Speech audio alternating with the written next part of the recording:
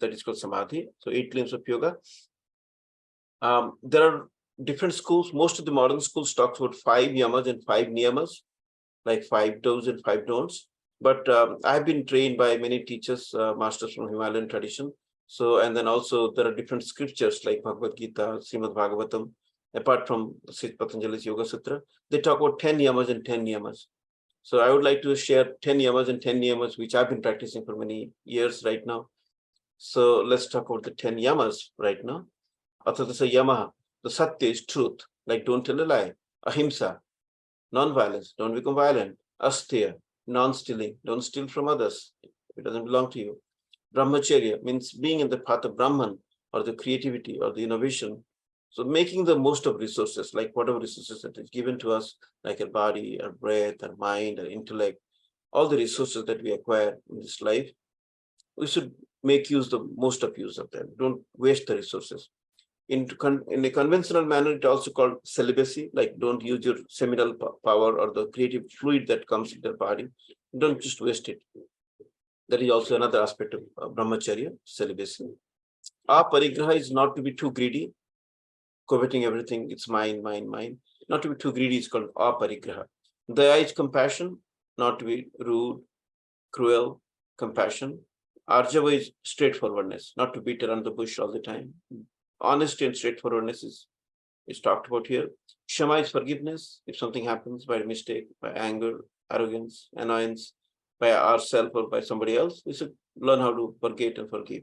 So forgiveness is a practice. Mitahara is mindful eating or moderation in eating. Mita is moderation, ahara is the food. So when we make that food as a part of our practice in a moderate way, then it's good for our health. Socha or shuchi is cleanliness of our body, our mind, and our thoughts. They're called put into the cleaning aspects of our practice. Likewise, there are 10 niyamas. These are the niyamas that we follow to be a good human being, good individual, which is called tapa. Tapa is the first one, called hard work, austerity. As you know, in order to do anything in life, we need to work hard. Of course, smart work is included, but without doing the work, we cannot get there. So, and then the other thing is santosha, contentment.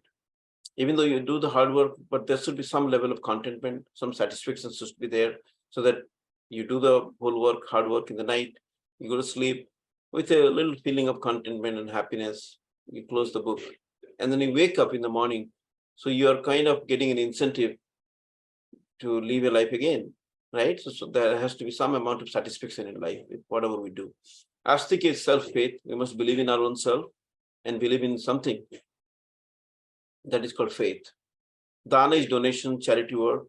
Whatever resources that we have got, we must share that with the world through our knowledge, through our time, through our spirit, through our money, so that the world becomes a better place for all of us. Ishwar Pujan is like worshipping the God in real sense, seeing the divine in all things and beings. Like you have to realize the fact that the divinity is in everything and every being. So you must become aware of that as much as possible. That is the real meaning of Ishwar Pujan, or worshipping.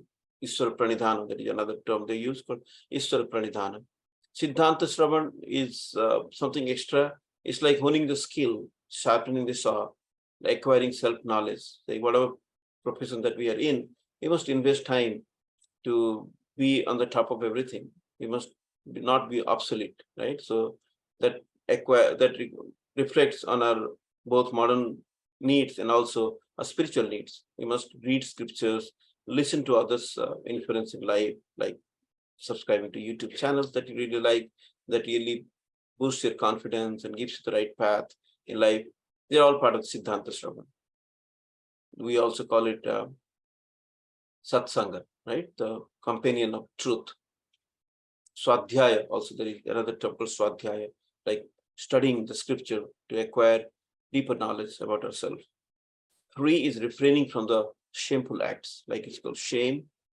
So 3 is like, mistakes happen in life, addiction comes into our life, not to get addicted to something all the time, learning from mistakes, being remorseful for the mistakes done. That's called 3.